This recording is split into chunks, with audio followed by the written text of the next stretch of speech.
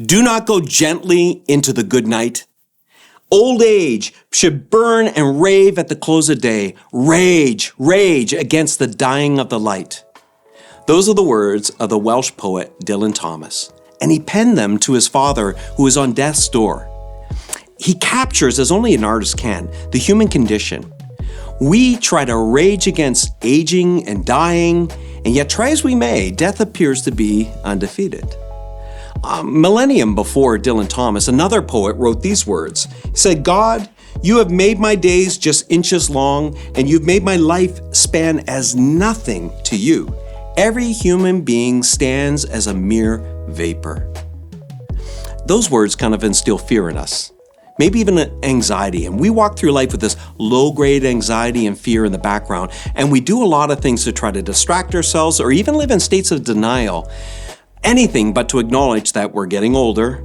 And now, I have some very visible signs that I can no longer deny the fact that I'm getting older. I wear glasses. I lost my hair. We have things that might be undeniable, but even at this stage and age in life, I want to push off any idea of death. But death is, as it appears, to be undefeated. But what if aging was inevitable, but growing old was actually optional?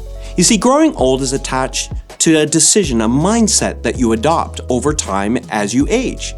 What if you could stay young even as you're aging by adopting 3 mindsets? The first being gratitude, being thankful. You see, as we age in life, we all experience a set of losses. The actor Sylvester Stallone said this, "Up to age 40, life is about addition. After age 40, life is about subtraction." And we experience loss, and over time, we can become so resentful because it can feel unfair in this life.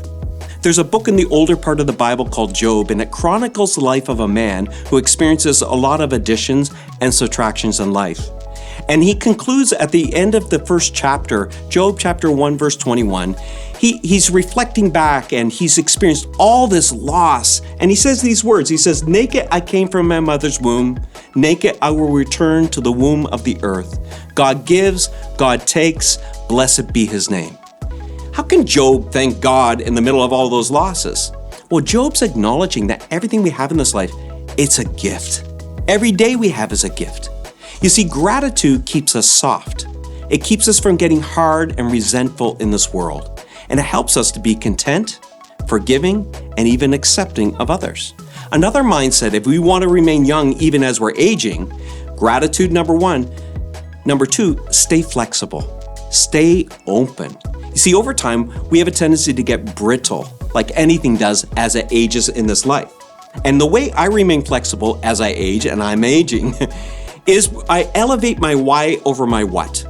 Now, what does that mean? Well, what I do is I'm a pastor, but I might not always be able to do that in life. But I can always hold on to my why. So in other words, you might be a real estate agent. What you do is sell homes. But the why is more powerful and more energizing. You're providing places to people to raise their family, places of protection, places to nourish them. You might be a mechanic, that's what you do. But you help people get to work. You help people get to places to visit their aging parents. You might be a PSW worker, that's what you do. But why you do it is you're bringing dignity to people's lives. So you can do that for your entire life. You can bring the why with you as you age and stay flexible and young. So practice gratitude, stay flexible, and third, stay connected. You see, as we age in life, we have a tendency to disconnect. And that's how loneliness begins to creep in. And nothing ages us more than loneliness. Humans were designed to be interconnected to each other.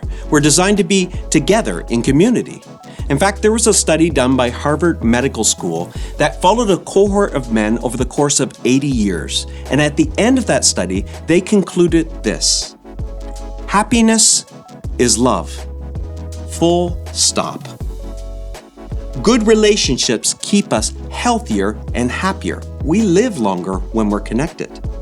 The people who are the most satisfied in their relationships at age 50 were the healthiest at age 80.